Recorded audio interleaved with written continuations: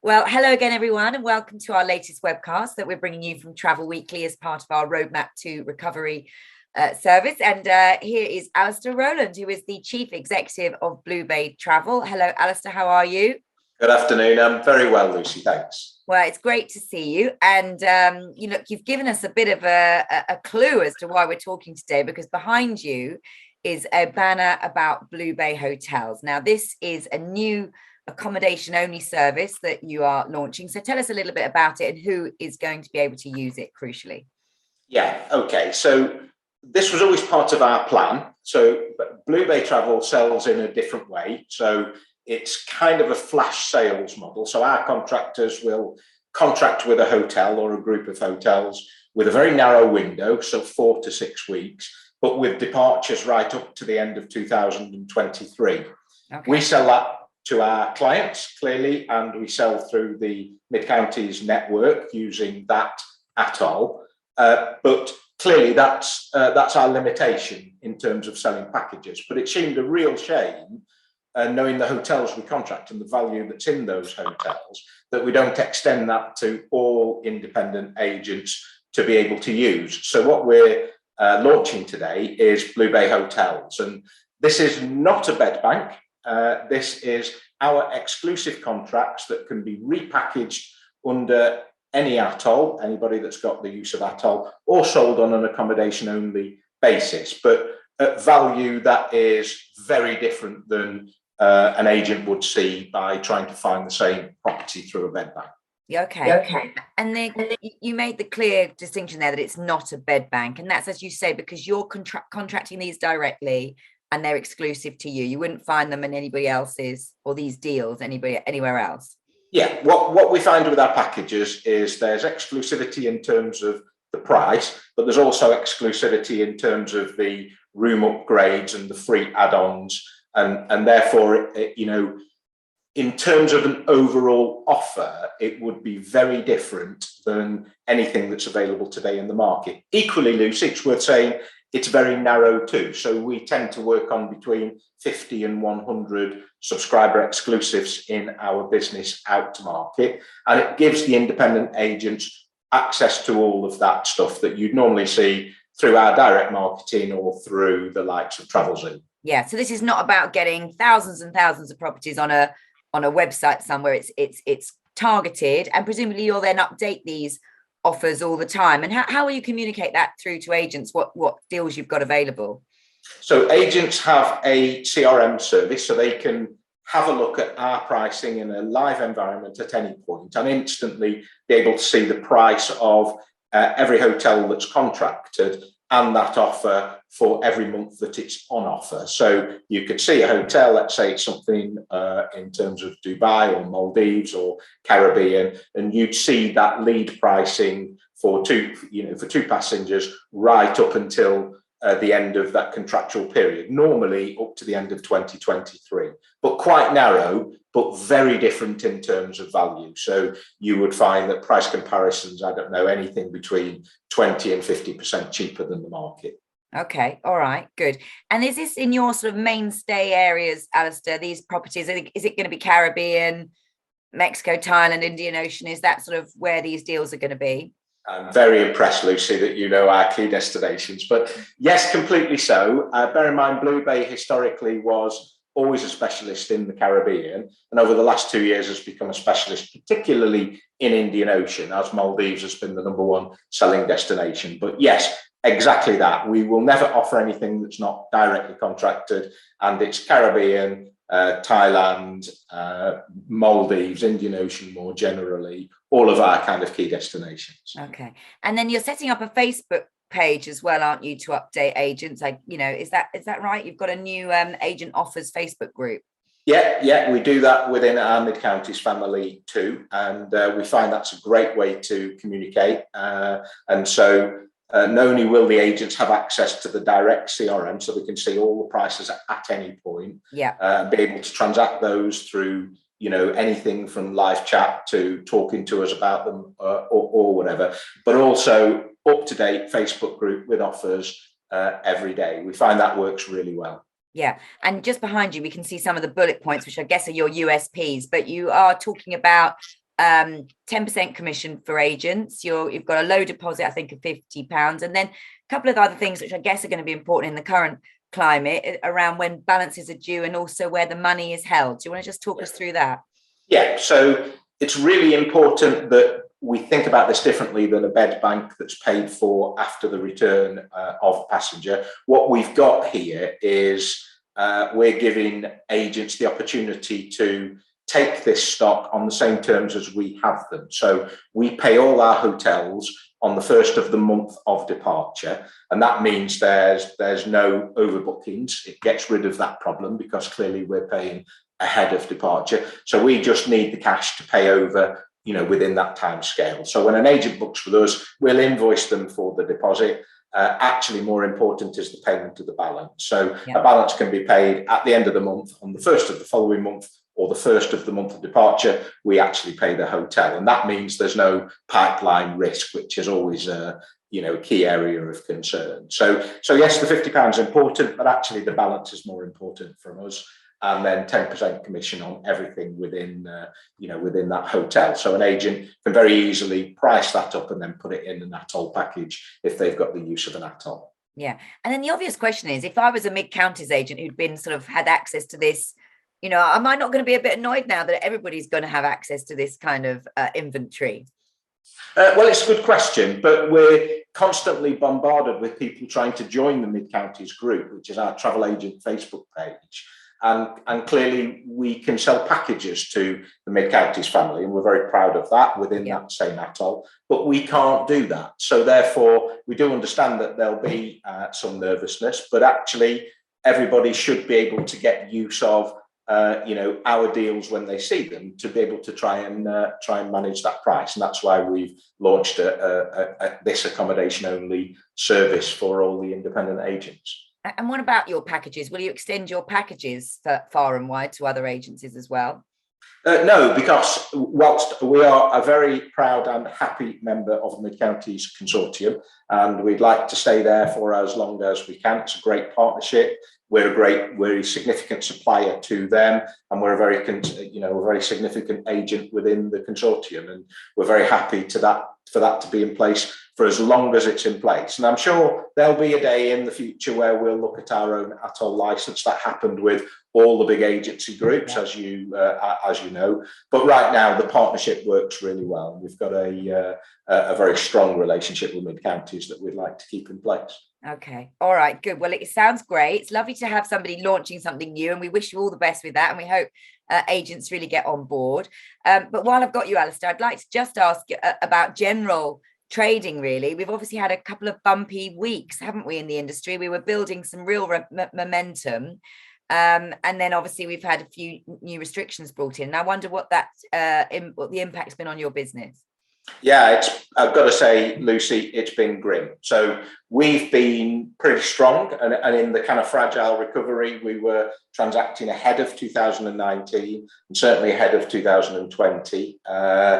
And then it's come down to not quite zero, but not far off in terms of the change of restrictions. And I think the increased talk of Omicron and people being worried about lockdown for all this kind of stuff has meant that this side of Christmas, there's probably precious little interest. Web traffic's still very strong, I've got to say, but nobody is buying for any season. Whereas, when everybody was clear that they couldn't travel, they were still booking for 2023 and later in 2022. Right now, nobody's booking anything, and I think that'll be the case until the rules are changed. So we are expecting a change of rule. Sajid Javid did say last week that when community transmission was key, then there's no point in the added travel restrictions. It's not actually stopping anything, so they'll consider a change there. And I think they need to, because it's just too onerous for those people that are prepared to travel. That's not helpful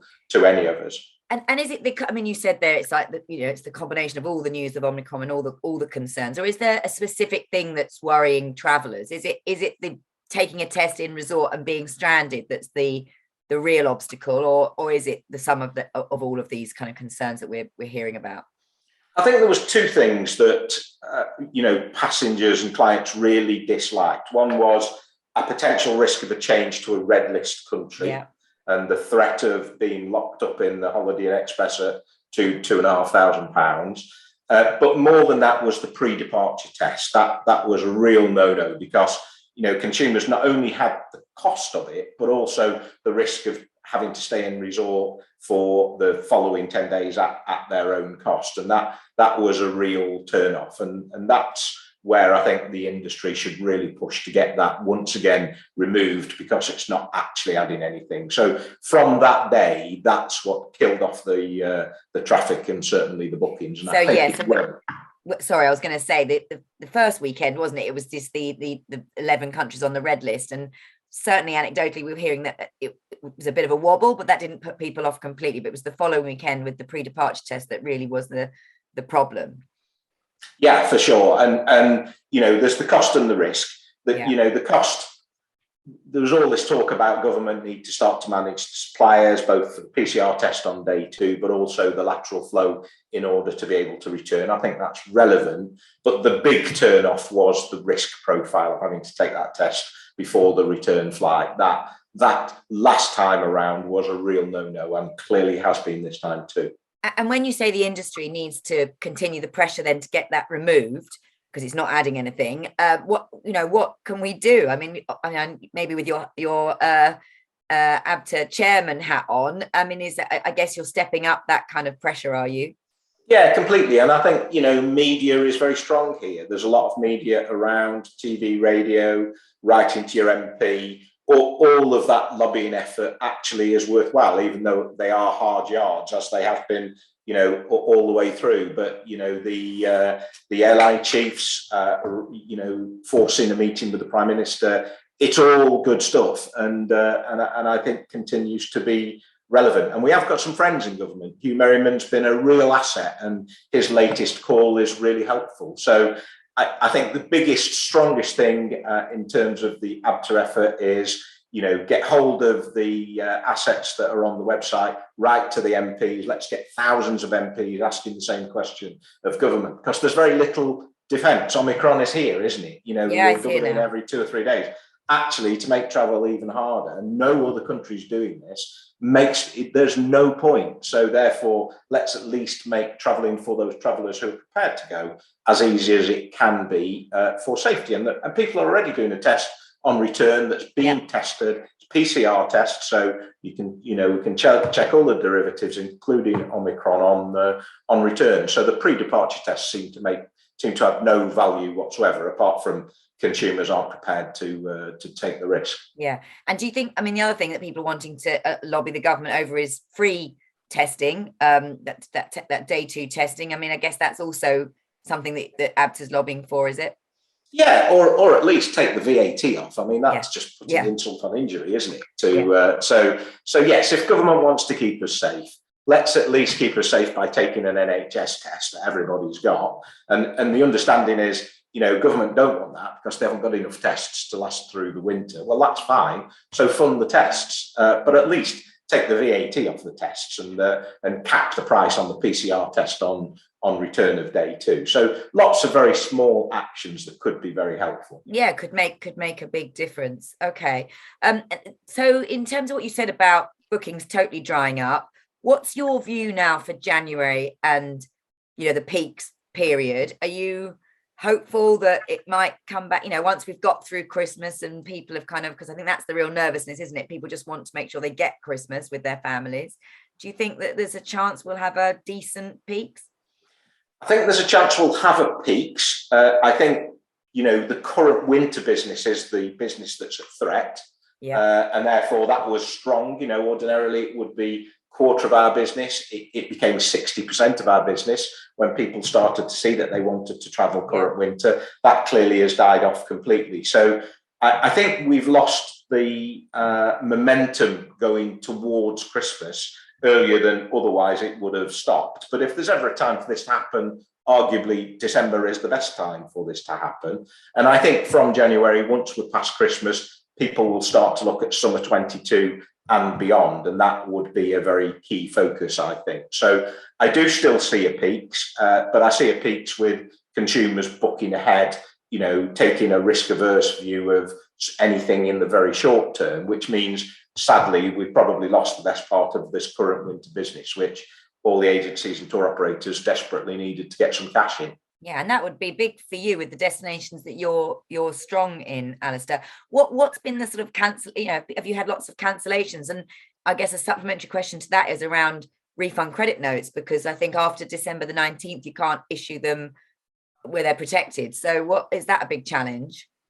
Yeah, it is a challenge. We don't have any refund credit notes. I think throughout the whole thing, we've amended at 60% by talking to our loyal kind of clients about amending rather than cancelling. More recently, because there's no technical reason to cancel apart from those people that don't want the risk, the amendment rate's 80%. But right now, customer service are full of calls of people trying to defer bookings. And that's harder because it's harder with the airlines, harder with the operators. You've just got to be as flexible as possible. And we do all the right things there. We ticket as close to departure as possible. On our own contracts, we're fine up to departure pretty much in terms of the hotel relationship. So therefore, the risk is smaller than if we were just selling all our stuff through third parties and living by a lot of different third party terms. But I do think flexibility is key and will be again in peaks, and everybody, and ourselves included, will look at a very significant flexibility message to try and create as much comfort as possible while we start to build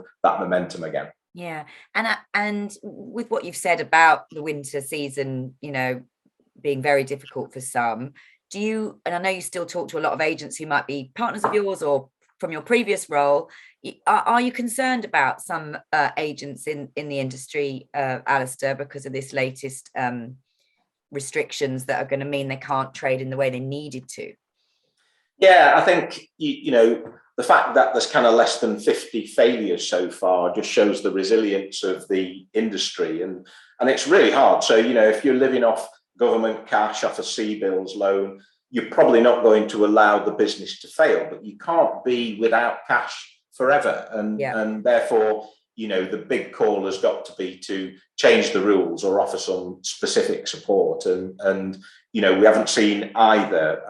I'm hoping that something happens this side of Christmas that gives those guys a chance to plan for the first quarter, particularly if it's the first quarter without any usable cash, because nobody's going to be booking anything in the very short term. But those guys that want to hold the businesses, they've kept businesses amazingly going for 18 months. I'm sure they can get through a couple more months by finding a way, but it's particularly difficult because they were desperate for cash for the current winter season. That's where the cash was going to arrive. It's the time when they're most short. I mean, you talk about that sector specific support. We had our business breakfast for the launch of our Insight report last week. Everybody said the same. We need that support now. It's absolutely obvious we need it. But when we went along, everyone on the panel, they all said they weren't expecting it.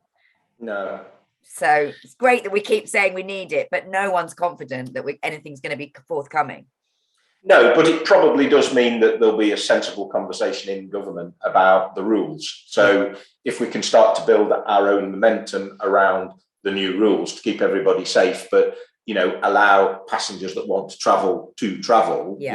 We have a load of seasoned travellers to the Caribbean. They're, cash rich, time rich. They want to go, and they know there's rules and testing and everything else, and they still want to go. So it's those guys that we need to get away because they're prepared to go away, and we just need to make it as easy as possible for them. So I think the difference this time, or I'd like to think, Lucy, is that if there's no support forthcoming, because they don't want to open that door again, there needs to be a change to the rules. And I think this time they do recognise that. Yeah, but we still need to keep that pressure on to make sure they do it. I'm conscious of your time, but just a couple of more questions. I know you've got a fairly big workforce. You're in the office there, but we had the news that we should work from home where possible. What's been your sort of reaction to that? Are you still got people coming into the office? Are you expecting them to work there or to go work from home? What are you thinking of doing? We put out a position to the workforce here. We have about 120 heads. Probably a quarter of them now are naturally remote in sales and customer service, home-based, so that we have a wider pool of people to hire from. But in terms of the office operations, probably has 70 to 80 heads in it. our guys want to work here. So we've changed our rules again.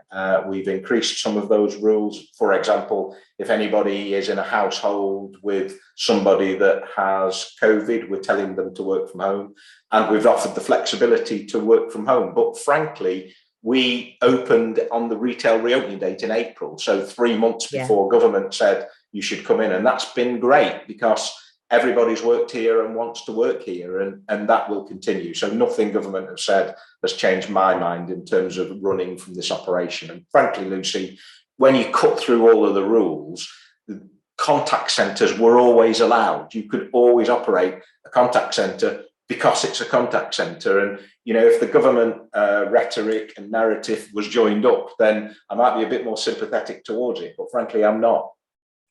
Okay. Fair point. And what about your retail partners then, or the agents that you know about? I mean, the high streets should be teeming with people at Christmas time, shouldn't they? But we're getting reports that, people want to stay open, but obviously people are more and more in the media about Omicron. People are just not, out on the streets. The footfall is really down, on top of what you've said about demand anyway, being sort of low. So is that a concern as well for the high street agents? Yeah, I think, the high street took longer to recover for sure. Equally, when we look at the other members of the consortium, our peers, these guys run great agencies, and they found a way to run great agencies. And some of them might have shut the doors, some of them might have narrowed their hours, changed the working, working partly from home, whatever, but they're still working, and therefore we need to support them while they continue to do that. So I do think, Lucy, you're right. The return to the high street from summer and then late summer has been a bit fractious in places. But I think it's great that those guys reopen their doors, including the co-op travel shops. But, they're not really going to come into their own until January. So I think kind of phased return, working from home, working from the store, probably the right mix for now. So we'll support them however they want to talk to us, and we need to find that they need to talk to us whenever they want to, and that might be night, it might be day, it might be social, might be live chat, and that's what we facilitate. Yeah. And sorry, Alistair, because while I've got you, I keep asking you all these questions, but again, probably with your ABTA chairman hat on, the big issue around the talent that we've lost from the sector. You said there you've got 120 heads in your business, and as you grow, you might want to look for more. But I mean, people are struggling to find experienced travel consultants to join their businesses. I'm hearing it across the board in all different types of travel business. So, what do we do as an industry to make travel attractive again, when in the media it doesn't look that attractive, does it? No, and I think that's right. I think it's a very powerful industry, though, Lucy. So people who are in the industry and they go for other service-related jobs, they never lose their bug for travel. That just doesn't happen. I think what we've got to do as an industry is recognise the skill that we have, and know that hiring new and creating consolidation is not the way, because it costs 5 times to rehire as it does to retain. So I think the industry needs to think differently. It needs to pay above national living wage, and it needs to find a way to look after its people. This isn't just the people that sell holidays. This is back of house too. So certainly in 2022, we are going beyond national living wage for all roles. So we're looking at retention ahead of recruitment as a key strategy, and I think the industry needs to do the same.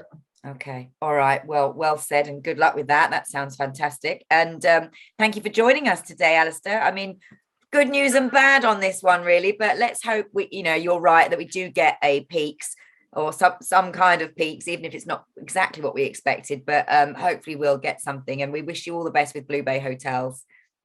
Great, thank you very much, Lucy. All right, thanks, Alistair.